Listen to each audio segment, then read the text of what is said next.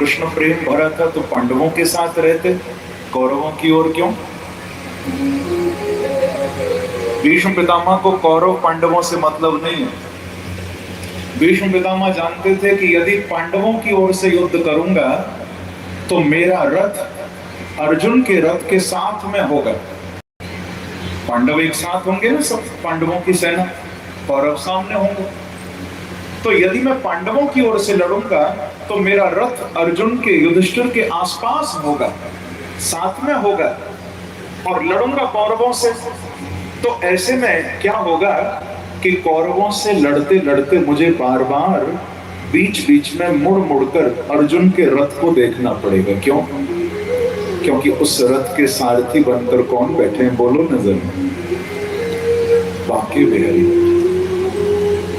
यदि पांडवों की ओर से युद्ध लड़ूंगा तो कृष्ण का दर्शन करने के लिए बार बार मुड़ना पड़ेगा, क्योंकि अर्जुन तो साथ में होगा और अर्जुन के सारथी बांके बिहारी, तो मुड़ मुड़ कर देखना पड़ेगा। बोले इसीलिए कौरवों की ओर से युद्ध करूंगा, चाहे जान से जाना पड़े, पर कम से कम लड़ते लड़ते कुरुक्षेत्र की भूमि में हर समय बांके बिहारी का दर्शन तो मुझे होता है।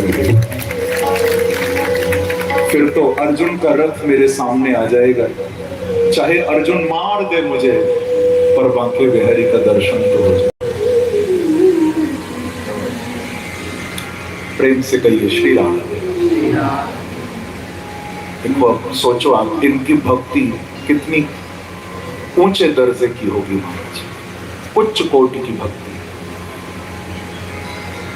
प्रभु को कहते हैं कि भगवान आप याद करिए, मेरी प्रतिज्ञा को पूर्ण करने के लिए आपने अपनी प्रतिज्ञा को तोड़ दिया था कि स्वनिगम कहाय मत प्रतिज्ञा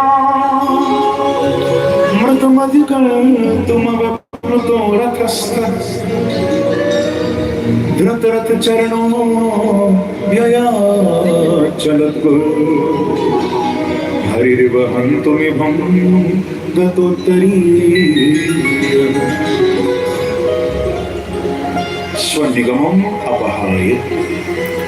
भगवान बोले हमको याद नहीं आता कौन सी प्रतिज्ञा, थोड़ा याद दिला। संकेत, महाभारत युद्ध के पहले कृष्ण ने प्रतिज्ञा की थी, बहुत ध्यान से सुनिएगा। महाभारत युद्ध से पहले भगवान कृष्ण ने प्रतिज्ञा की थी, और महाभारत युद्ध के बाद, महाभारत युद्ध के मध्य में लगभग युद्ध के 9वें दिन, कई लोगों को लगता है कि महाभारत का युद्ध शायद 10 साल चला होगा, 20 साल चला होगा। नहीं, महाभारत का जो युद्ध था ना, वो केवल 18 दिन चला था। कितने दिन? रशिया और यूक्रेन से भी कम। वो तो अभी लड़े ही जा रहे हैं, उनका फैसला ही नहीं हुआ। पर महाभारत तो 18 दिन में सब कर करके मारे खत्म किए, केवल 18 दिन युद्ध। लेकिन इतना भीषण युद्ध था कि 18 दिन में 18 अक्षौणी सेना का विनाश हुआ। तो एक प्रतिज्ञा हुई थी महाभारत युद्ध से पहले, और एक प्रतिज्ञा हुई थी युद्ध के 9वें दिन। युद्ध से पहले प्रतिज्ञा की थी भगवान ने। क्या प्रतिज्ञा की थी? भगवान ने संकल्प किया था कि मैं युद्ध में तो रहूंगा, परंतु मैं शस्त्र नहीं उठाऊंगा।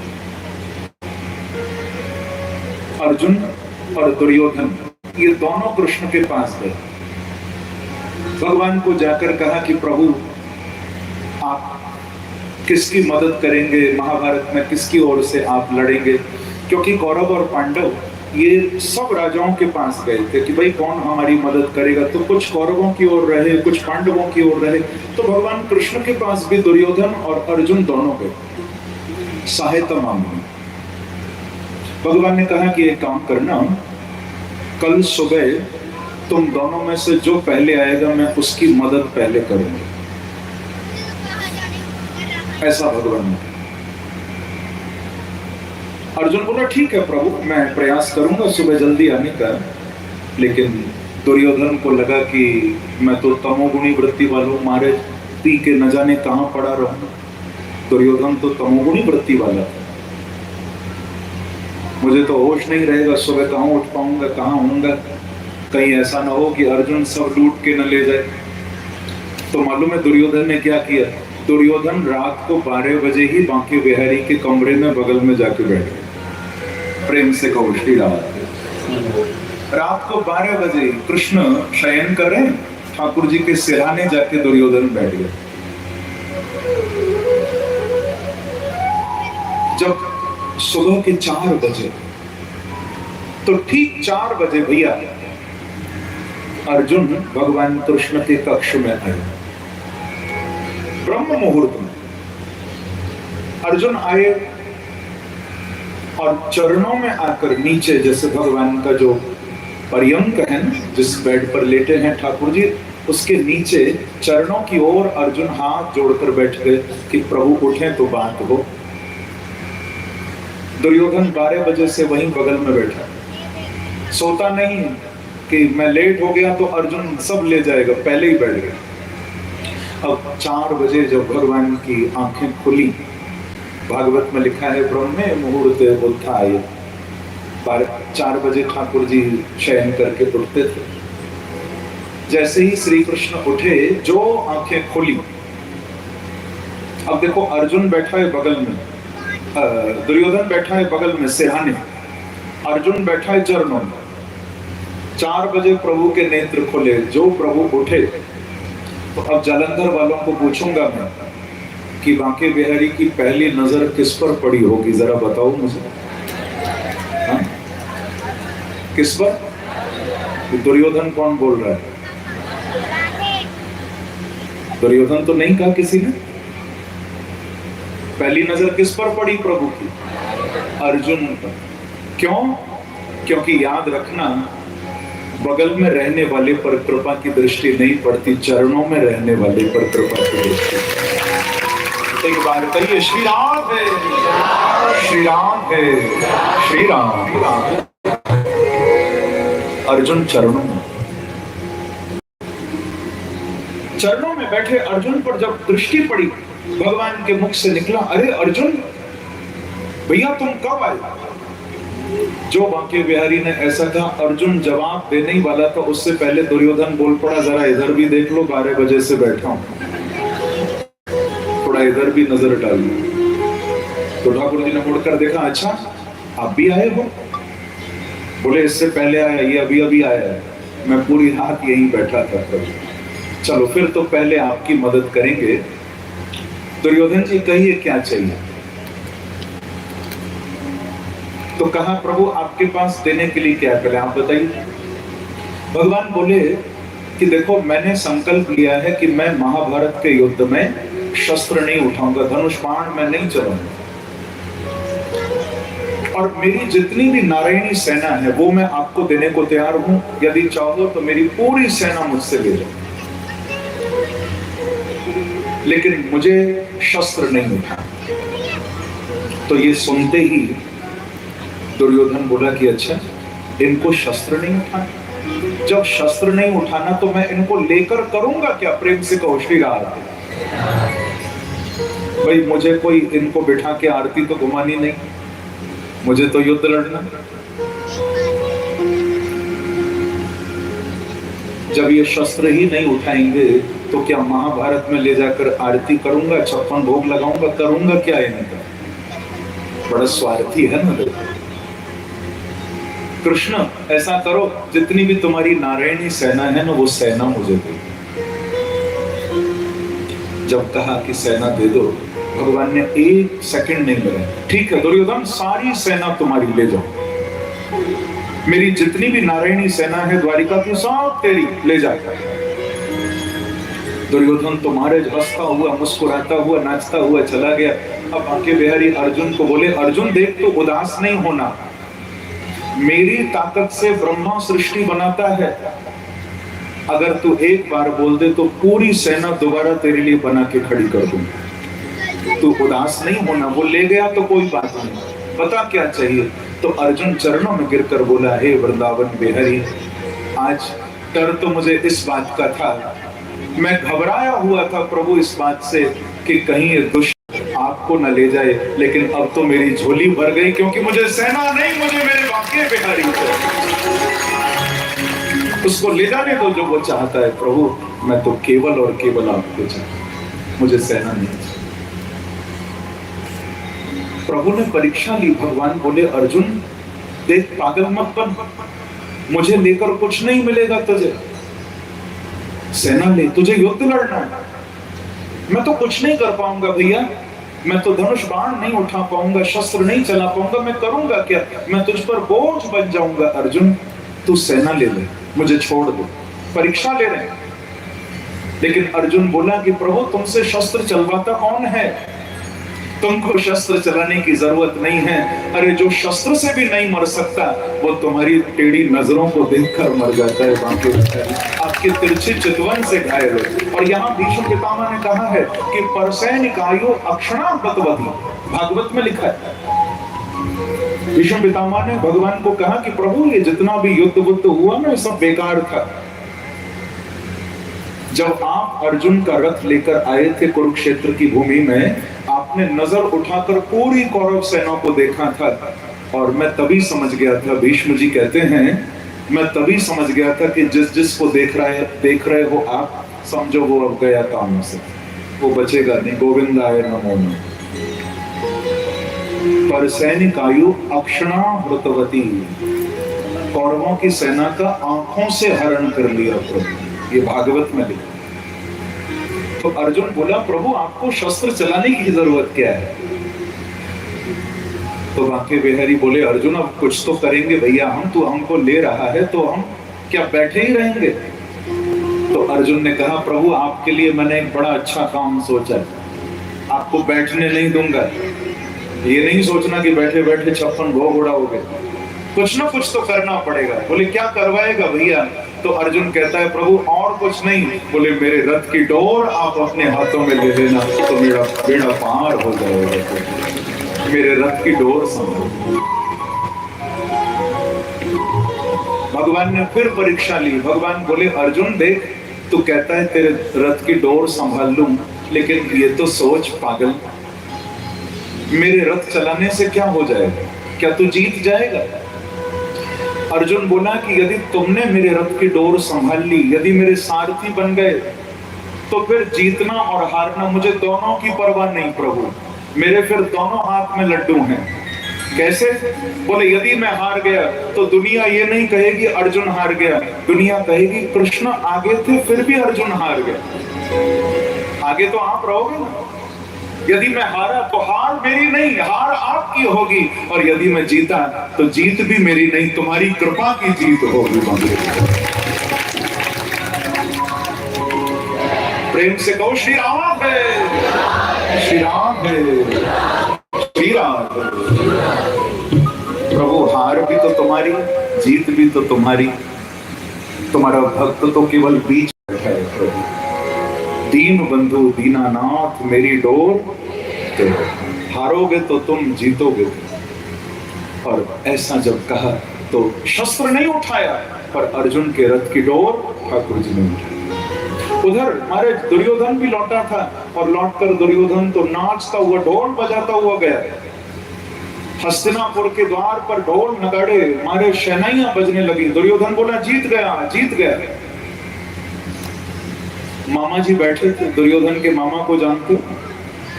शकुनी मामा जी बैठे। भांजे इतना जल्दी ढोल बजवा दिया, जीत गए? कहां से जीत गया? अभी तो युद्ध प्रारंभ भी नहीं हुआ। बोले मामा समझो जीत गया। क्यों?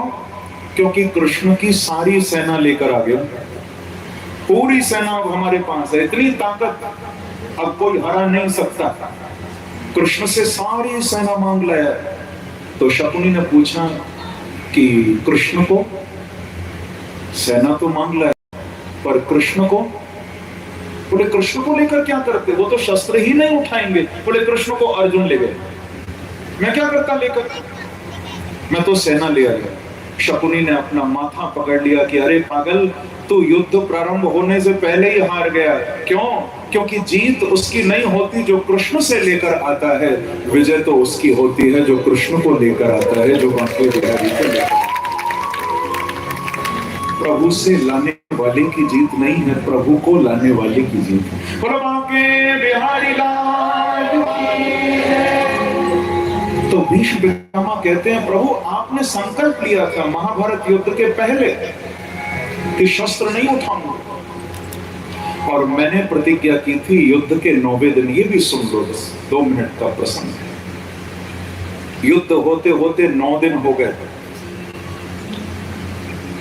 कौरवों की सेना समाप्त होती जा रही है और पांडवों की ओर से अभी तक कोई वीर नहीं मरा। दुर्योधन के 99 भाई थे, 100वां दुर्योधन था, 100 कौरव थे, सब मरते चले जा रहे मारे, और पांडवों की ओर से कोई नहीं मरता, सारे वीर सुरक्षित है। दुर्योधन की नींद उड़ गई। दुर्योधन भीष्म पितामह के पास आए। भीष्म पितामह कहते हैं, गोविंद उस दिन दुर्योधन ने मुझे गुस्सा दिला दिया, क्रोध दिला दिया। दुर्योधन आकर बोला कि बाबा, ऐसा लगता है कि तुम मेरी ओर से लड़ रहे हो, लेकिन तुम्हारा मन पांडवों की ओर है।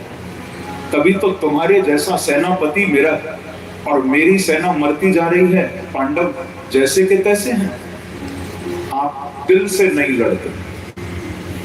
बहुत ध्यान से सुनिए।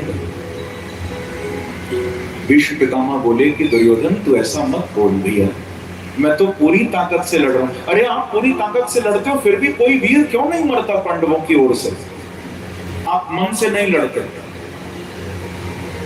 तो भीष्म पितामह कहते हैं, मानो हमारे ब्रज के संतों ने गाया कि पांडु सुत सेना को चबे न सो गुनाए दे तो, भीष्म अकेलो एक भीख मंगवावतो, सकल सुरासुर जो करते सहाय भी तो, बाणन लपेट सर जारन जरावतो, बचतो न को मोद मचतो सुयोधन को, 3 लोक ताहि को महान जस छावतो।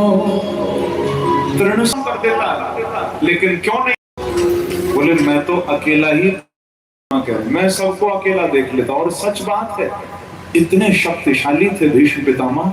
दुर्योधन पर क्या करूं, मैं कुछ कर नहीं पा रहा। ये टेढ़ी टांग वाला जो बीच में बैठा हुआ है, ये कुछ नहीं करने देगा।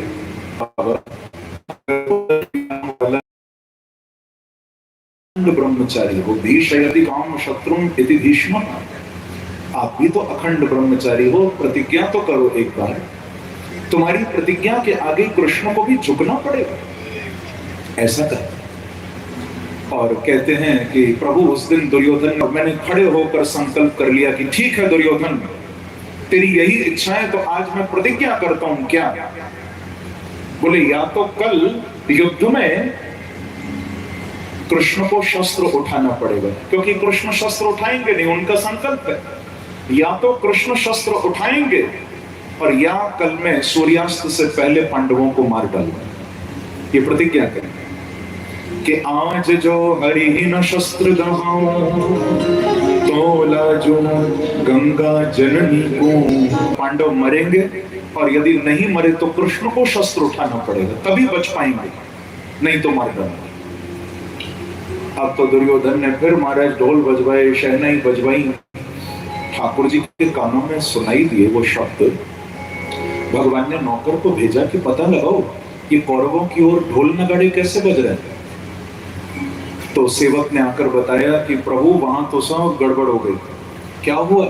बोले भीष्म पितामह ने संकल्प कर लिया कि कल पांडवों को मार डालेंगे, नहीं तो आपको शस्त्र उठाना पड़ेगा। आपका तो संकल्प है प्रभु, आप कैसे शस्त्र उठाओगे?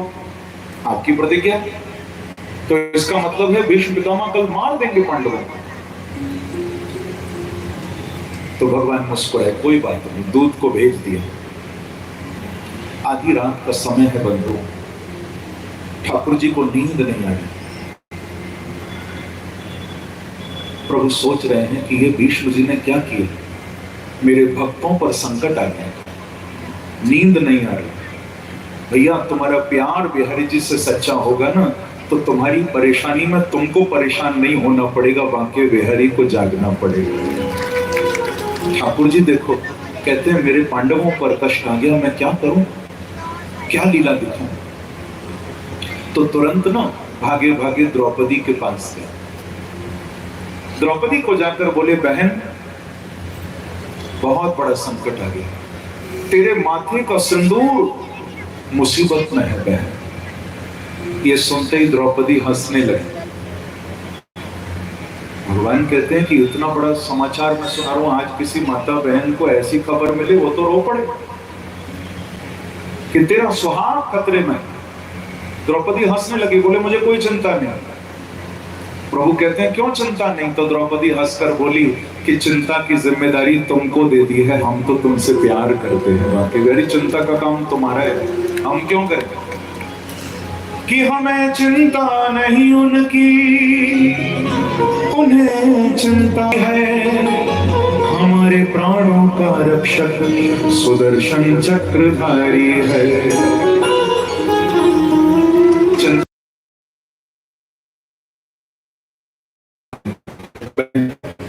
अब काम करो, मेरे दिमाग में कुछ एक युक्ति आई है, मेरे साथ जल्दी चलो। सुबह के 4 बजे वो समय था, रोज दुर्योधन की पत्नी जिसका नाम था भानुमति, दुर्योधन की पत्नी, वो प्रतिदिन 4 बजे भीष्म पितामह को प्रणाम करने आती थी, आशीर्वाद करने। तो उसी समय भगवान द्रौपदी को लेकर सुबह 4 बजे भीष्म पितामह की ओर जाती। प्रेम से कहो श्री राधे। किसी को नहीं पता, न पांडवों को पता, न नौकरों को पता, न सैनिकों को पता, किसी को नहीं। चुपचाप 4 बजे बिहारी जी जा रहे। रास्ते में ना द्रौपदी की चप्पल आवाज करने लगी। ठाकुर जी बोले कि बहन हम कौरवों की ओर जा रहे हैं, ये तुम्हारी चप्पल ना बहुत आवाज करती है, कहीं ऐसा ना हो कोई अंधेरे में तीर न चला दे कि कौन आ रहा है, आप ये चप्पल उतार दो। द्रौपदी ने तुरंत वो चप्पल उतार दी और देखो बांके बिहारी की कृपा बंधुओं कि द्रौपदी के साथ हाथों में उठाकर उसकी चप्पल लेकर पीछे पीछे बांके बिहारी भीष्म पितामह के निकट पहुंचे। जैसे ही भीष्म पितामह का जहां शिविर लगा हुआ था, जब पास आए तो वहां एक सैनिक ने देख लिया, शस्त्र उठा लिया। सुबह सुबह 4 बजे कौन हो तुम? मालूम नहीं यहाँ युद्ध चल रहा है, ये कुरुक्षेत्र की भूमि, कौन हो तुम दोनों घूमने वाले? तो भगवान ने धीरे से कहा कि महाराज आप इतना नाराज मत होइए, थोड़ा देखिए, ये पांडवों की पत्नी द्रौपदी है, ये महारानी है, ये दर्शन करने आई है भीष्म पितामह जी का। उसने जब देखा, श्रृंगार देखा, स्वरूप देखा, पहचान गया ये तो महारानी द्रौपदी है, मुझे क्षमा करिए महारानी, आप दर्शन करने आई हैं, आप जाइए दर्शन करिए। तो द्रौपदी को तो जाने दिया, जब भगवान भी चलने लगे ना तो बोला कि तुम कौन हो? ठाकुर जी ने ऊपर देखा, फिर खुद को नीचे देखा। ठाकुर जी बोले ये तो बड़ा आनंद आ गया क्योंकि रात भी कारी और हम भी कारी। प्रेम से कहो श्री राम। रात भी कारी, हम भी सांवरे। 4 बज रहे थे ना, अंधेरा था, अभी दिन नहीं निकले। ठाकुर जी बोले अच्छा हुआ जो इसने हमको नहीं पहचाना। तो कहते हैं भैया मैं तो इनका एक छोटा सा नौकर हूँ, अकेले कैसे आती, तो नौकर को साथ लिया। अच्छा देखो अंदर तुम्हारा कोई काम नहीं, तुम बाहर रहो। ठाकुर जी बोले हमको जाना भी नहीं, हम बाहर ही ठीक हैं। प्रभु ने चुपचाप जाकर द्रौपदी के कान में बता दिया कि अंदर जाकर क्या करना, और दूर जाकर एक पेड़ के नीचे कारी कामर ओढ़कर ठाकुर जी लेट गए। द्रौपदी अंदर गई। भीष्म पितामह अपने पलंग पर बैठे थे, आंखें बंद थीं। उठने से पहले थोड़ा भगवान का ध्यान करते थे, पलंग से पीछे पैर नीचे रखते थे, पहले ठाकुर जी को याद करते थे। आज हमने कहा था ना 3 बार मंगलाचरण करना चाहिए। तो भीष्म पितामह उठने से पहले जब पलंग से नीचे उतरते प्रभु को याद करते थे।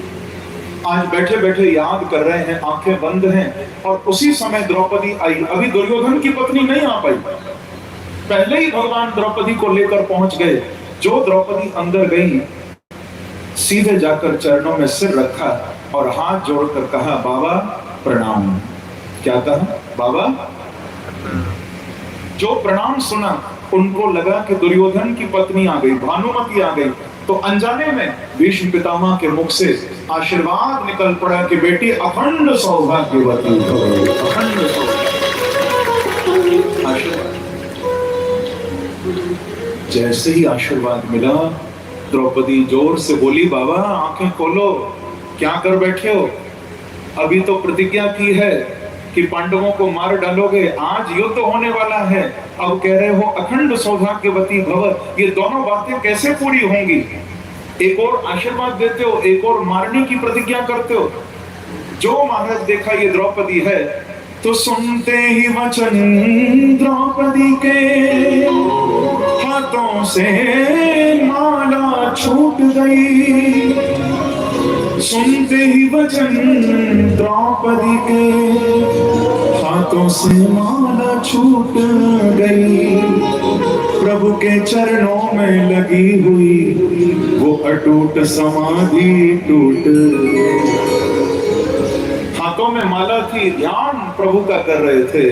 द्रौपदी की आवाज सुनते ही महाराज माला एक और, भीष्म पितामह एक और, पलंग से उठकर खड़े हो गए, हाथ जोड़कर बोले, बेटी तू कहां से आ गई सुबह 4 बजे?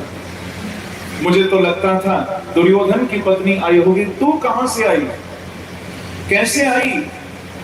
तो कहा, बाबा मैं अकेले थोड़ी आई हूं, मेरे साथ कोई आया है मुझे लेकर। जो कहा कोई आया है, द्रौपदी को बताना नहीं पड़ा, समझ गए भीष्म पितामह की वो टेढ़ी टांग वाला ही तुझे लेके आया है और कोई नहीं ला सकता।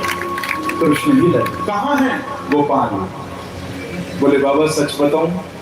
हाँ हाँ सच बता बेटी। बोले आए तो हैं, तुम्हारे नौकरों ने अंदर नहीं आने दिया, वो तो आना चाहते थे बेचारे, बाहर ही रोक दिए। जो सुना दौड़े दौड़े भीष्म पितामह बाहर गए, बंधुओं नौकरों को डांटा कि तुम कैसे हो, तुमने भगवान को रोका, क्या यहाँ भगवान आए थे, तुमने आने नहीं दिया? तो नौकरों ने कहा कि महाराज हमने तो कोई भगवान को नहीं देखा, हाँ द्रौपदी के साथ उनका एक काला काला नौकर आया तो हमको अच्छा नहीं लगा बिल्कुल, तो हमने उसको अंदर नहीं जाने दिया, हमें लगा न जाने कौन होगा। वो देखो दूर पेड़ के नीचे लेटा है, वही है जो दूर से काली कामर भगवान की देखी। तो भीष्म पितामह दौड़ कर गए और ठाकुर जी की ओर से वो काली कामर हटाई उठाने के लिए भगवान को, कि ज्यादा बनो मत, सोने का नाटक मत करो, मेरी दुनिया सब महाराज सुबह सुबह तहस नहस कर दी, उल्ट पुल्ट कर दी, कहां मारना चाहता था आशीर्वाद दिला दिया, अब सोने का नाटक करते हो। तो काली कामर को खींचा, जो काली कामर खींची तो क्या देखा कि बांके बिहारी जब सो रहे हैं तो द्रौपदी के चप्पल को तकिया बनाकर अपने सिरहाने से ठाकुर जी ने, ये देखकर भीष्म पितामह की आंखों में आंसू आ गए कि गोविंद इतना प्यार भक्तों से, द्रौपदी के चप्पल को सिर से लगा रखा है। हाँ जो तुम पर भरोसा करते हैं उससे इतना प्यार करते हो। प्रभु मेरी क्या मजाल जो मैं पांडवों का कुछ बिगाड़ सकूं। अरे जो तुमसे प्यार करने वाले भक्त हैं उनका तुम बाल भी बांका नहीं होने दे सकते, जिनकी चप्पल तुम सिर से लगा लो प्रभु, क्या मैं उनको मार सकता हूँ? बोलो भक्त वत्सल भगवान वृंदावन बिहारी लाल की। ऐसा कहकर महाराज चरणों में गिर गए भीष्म पितामह, प्रभु मुझे क्षमा, मेरे से बहुत बड़ा अपराध है। और भगवान ने पूछा कि बाबा अब आप क्या करोगे फिर कर? जो आपने वचन दिया, कल प्रतिज्ञा की, वो पूरी करोगे या अभी जो द्रौपदी को आशीर्वाद दिया वो सफल होगा? तो भीष्म पितामह बोले अब मेरा संकल्प, मेरी प्रतिज्ञा पूरी नहीं होगी प्रभु, अब मेरा आशीर्वाद ही सफल होगा। आप अर्जुन को कहना कि शिखंडी को सामने खड़ा करके मुझ पर तीर चलाए तो मेरा प्राणांत होगा, पांडवों का कुछ भी नहीं गिरेगा, आपके भक्त सुरक्षित रहेंगे। और ऐसा ही हुआ। अब एक बात और बस अच्छे से सुन लो, अगले दिन जब युद्ध हुआ, शिखंडी को सामने खड़ा करके अर्जुन तीर चला रहा है भीष्म पितामह पर, लेकिन भीष्म पितामह का पराक्रम देखिए, जब तक अर्जुन एक तीर छोड़ता है भीष्म पितामह की ओर से 4-4 तीर आ जाते हैं। अर्जुन घबरा रहा है, भगवान रथ चला रहे, भगवान रथ चलाते चलाते कहते हैं अर्जुन पीछे मत हट, मार तीर, फिर ये मौका नहीं मिलेगा, छोड़ना नहीं, मार तीर। लेकिन अर्जुन के हाथ कांप रहे हैं। जब तक एक तीर चलाता है, भीष्म पितामह का वृद्धावस्था का शरीर है, फिर भी इतनी ताकत महाराज, अर्जुन एक तीर छोड़ता है, वो 4 तीर छोड़ता है। अर्जुन घबराने लगा और जैसे ही अर्जुन को घबराता देखा, अब देखिए प्रभु की कृपा होती, भगवान कहते हैं इधर भी भक्त है और उधर भी सामने मेरा भक्त है, उसका भी तो संकल्प टूट रहा है। उसने प्रतिज्ञा की है कि या तो पांडवों को मारूंगा या फिर कृष्ण, बोलो शस्त्र उठाएंगे, या तो पांडवों को मारूंगा या कृष्ण शस्त्र। ठाकुर जी बोले कि मैं नहीं देख सकता कि मेरे भक्त का संकल्प टूटे। जो अर्जुन घबराया, तुरंत बांके बिहारी बोले अर्जुन तुझ पे नहीं मारा जाता तो मैं देखता हूं इनको। ऐसा कहकर रथ से कूद पड़े और संसार की नजर में टूटा हुआ रथ का पहिया उठाया और भगवान के हाथ में आते सुदर्शन चक्र बन गया और उसको लेकर भीष्म पितामह को मारने के लिए दौड़ पड़े।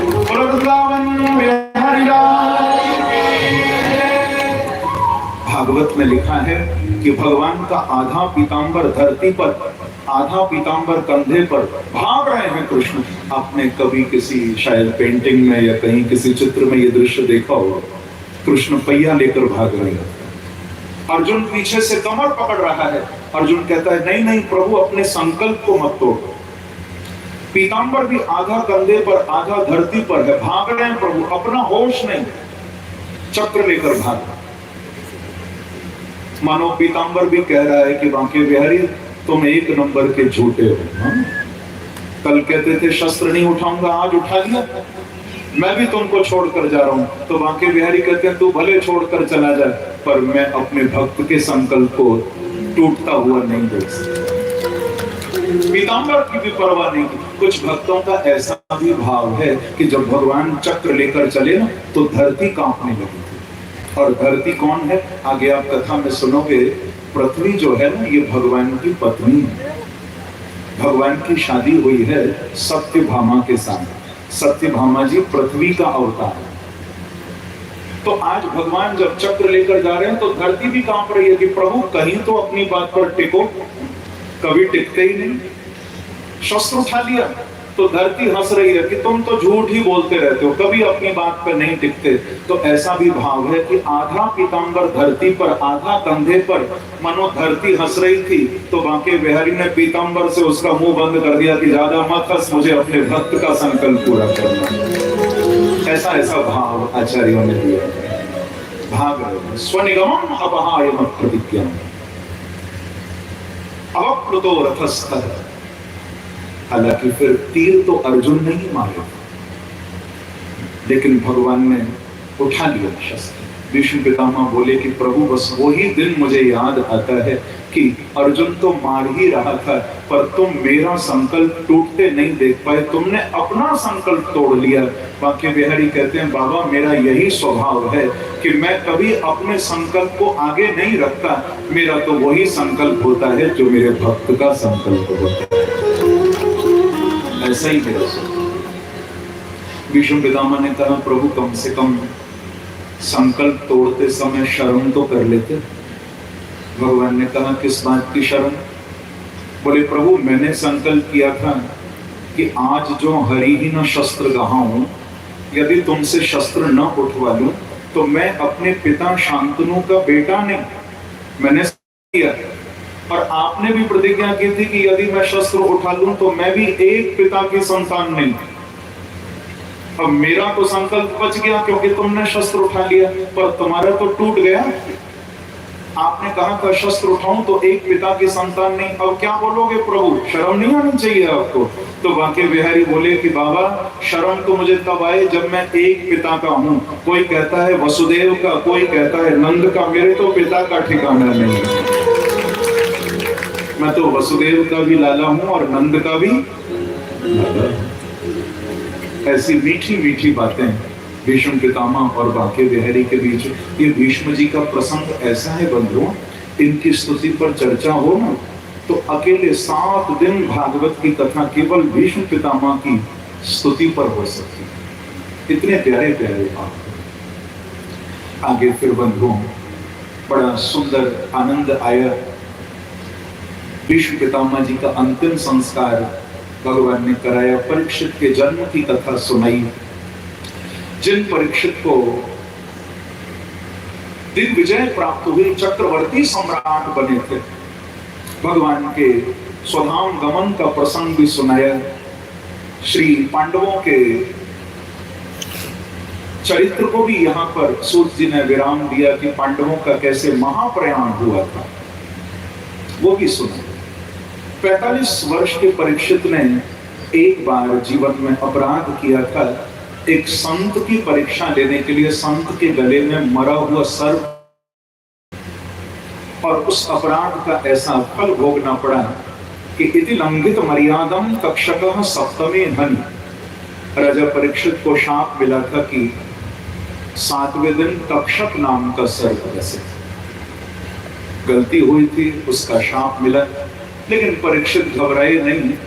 अपने राजमहल को छोड़कर, क्योंकि पता चल गया कि 7 दिन बाद मरना है, तो राजमहलों को छोड़कर गंगा के तट पर शुक तीर्थ में परीक्षित आ गए। आज भी ये पवित्र स्थान है। अब तो हम लोग उसको शुक्र ताल कहते हैं। मुजफ्फरनगर के पास उत्तर भारत में ही ये स्थान है। हरिद्वार जाते हैं तो पास में ही पड़ता है। अब लोग शुक्र ताल कहते हैं, लेकिन उसका वास्तविक नाम है शुक तीर्थ। क्या नाम है? बोलो नहीं। शुक तीर्थ। वहां पर परीक्षित गए हैं कि अहो वयम धन्यतमानपाणा महतमानो ग्रहणीशीला राज्ञां कुलं ब्राह्मण पाद शौचा दूराग सृष्टम वत गरिय कर्म। उस पवित्र स्थान पर जब पहुंचे तो वहीं पर बड़े बड़े जहां संत बैठे थे, उन संतों के बीच भागवत सुनाने के लिए साक्षात परीक्षित को गंगा के तट पर सुखदेव जी महाराज का प्राकट्य हुआ। बोलो सुखदेव जी महाराज, वृंदावन बिहारी लाल।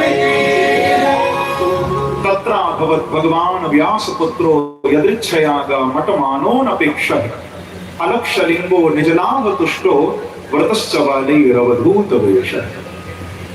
क्योंकि अब जीवन में केवल 7 दिन बाकी बचे। 7 दिन बाद तो मरना है ना परीक्षित को।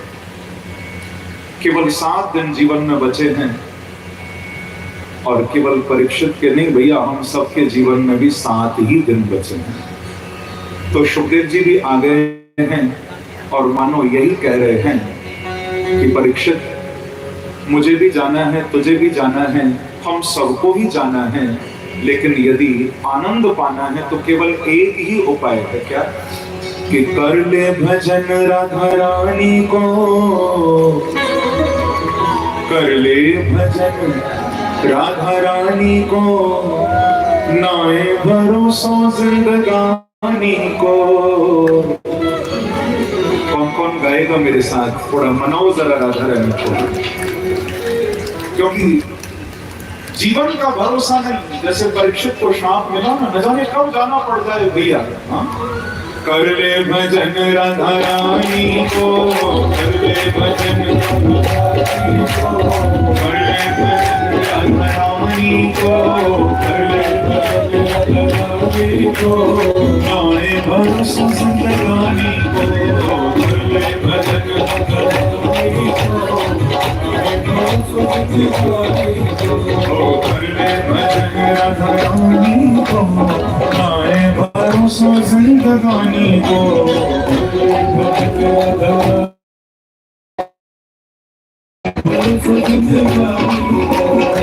राधे राधे राधे राधे, राधे राधे राधे राधे, राधे राधे ओ श्री राधे राधे राधे, श्री राधे राधे राधे, राधे राधे श्री राधे राधे राधे, राधे राधे श्री राधे राधे राधे, राधे राधे राधे राधे राधे राधे, राधे राधे राधे राधे राधे राधे, राधे राधे। कर ले भजन राधा रानी को, कर ले भजन राधा रानी को, नाए भरोसा जिंदगानी को, कर ले भजन राधा रानी को, नाए भरोसा जिंदगानी को।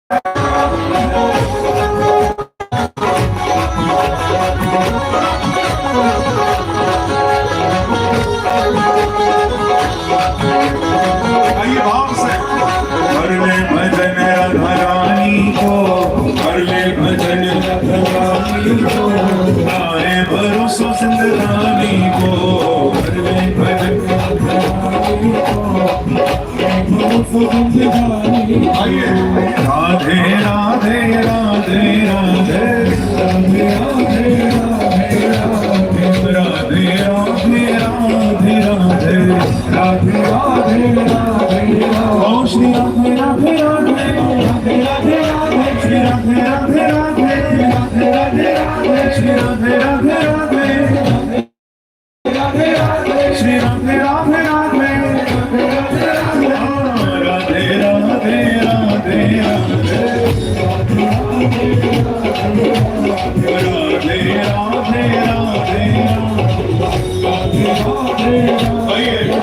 ओ कर ले भजन राधा रानी को कर ले भजन राधा रानी को भजन राधा रानी को नाए भरोसा जिंदगानी को कर ले भजन राधा रानी को नाए भरोसा जिंदगानी को श्वास श्वास में रट राधा राधा श्वास श्वास में रट राधा राधा श्वास श्वास में रट राधा राधा श्वास में रट राधा ओ प्यारे रट राधा राधा प्यारे रट राधा राधा प्यारे रट राधा राधा ओ प्यारे रट राधा राधा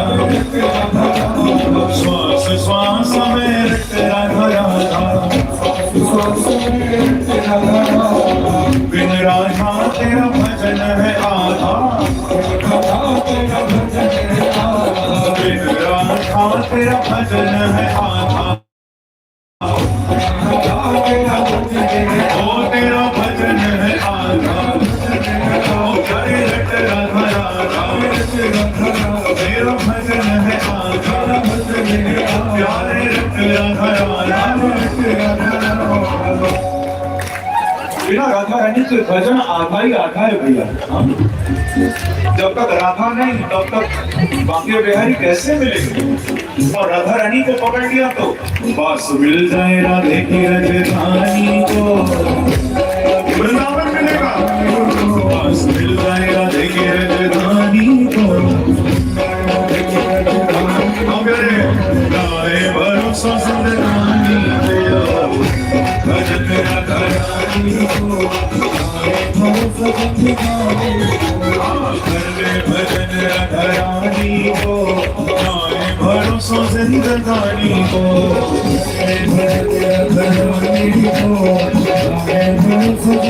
हरि भाव से राधे राधे राधे राधे राधे राधे राधे श्री राधे राधे राधे राधे राधे राधे राधे ओ श्री राधे राधे राधे राधे राधे श्री राधे राधे राधे राधे राधे श्री राधे राधे राधे राधे राधे श्री राधे राधे राधे राधे राधे राधे राधे राधे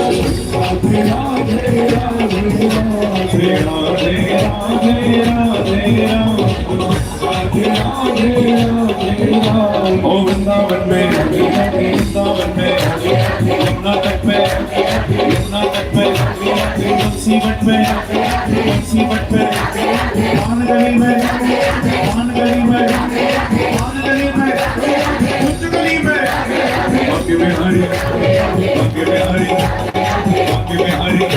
हमारी प्यारी तुम्हारी प्यारी सबकी प्यारी कर ले भजन राधा रानी कर ले भजन ओ नारे भरोसा जिंदगानी को कर ले भजन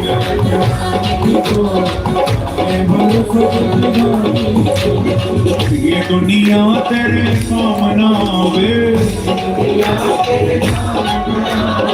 ये दुनिया तेरे काम ना आवे ओ तेरे काम ना आवे तेरे काम ना आवे दुनिया में क्यों मन भरमावे दुनिया में क्यों मन भरमावे भैया ये दुनिया काम नहीं आएगी काम तो राधा नाम आएगा। तो इसीलिए मन छोड़ इस दुनिया दीवानी को, छोड़ इस दुनिया दीवानी को, छोड़ इस दुनिया दीवानी को,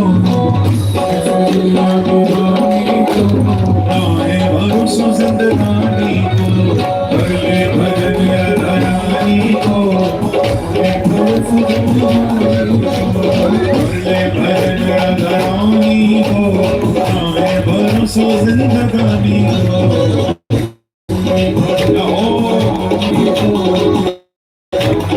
ऐसे नहीं, थोड़ा पीछे वाले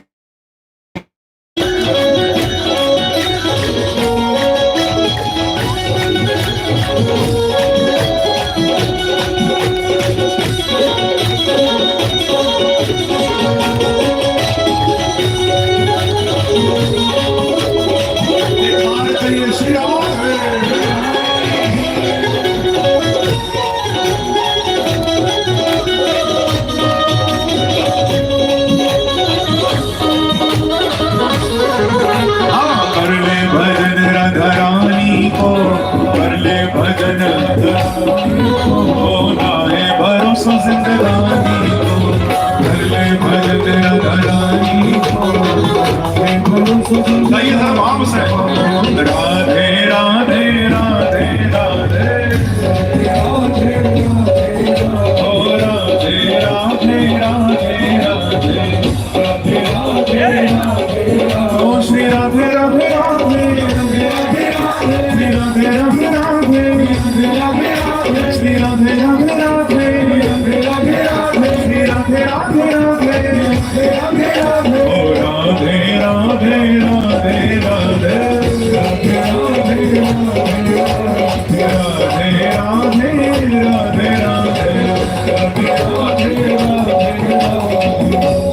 देखो आरती करेंगे भगवत भगवान की पर केवल 2 मिनट। किसी का हाथ नीचे ना आए, दोनों हाथ उठाकर पूरी मस्ती से डूब कर ताली बजाओ और राधा नाम मेरे साथ गाओ। राधे राधे राधे राधे राधे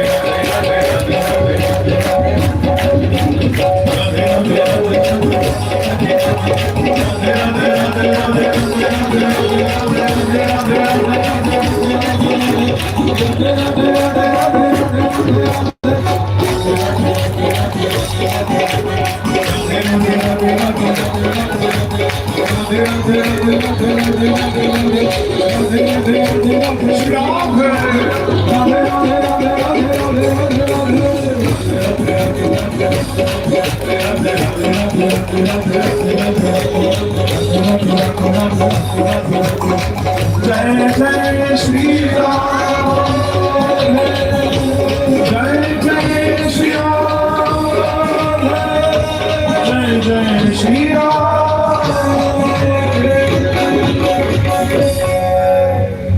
प्रेम से कहिए श्री राधे, श्री राधे, कहिए राधे राधे, श्री राम श्री राम श्री राम श्री राम। आइए हम लोग गुरुवार की आरती में सम्मिलित हों। तो आरती में भक्तों के नाम कृपा कर मंच बनाएंगे। श्री सुशील कुमार रिंकू जी, सांसद जालंधर लोकसभा, श्रीमती सुनीता रिंकू जी एवं श्रीमती वीणा जोशी जी, पत्रकार पंजाब केसरी, ये सभी मंच पर आए। श्री सुनील नरिया जी, प्रसाद की व्यवस्था मुख्य गेट पर है, सभी भक्त प्रसाद मुख्य गेट से प्राप्त करेंगे। तो आइए हम सभी आरती में सम्मिलित हैं।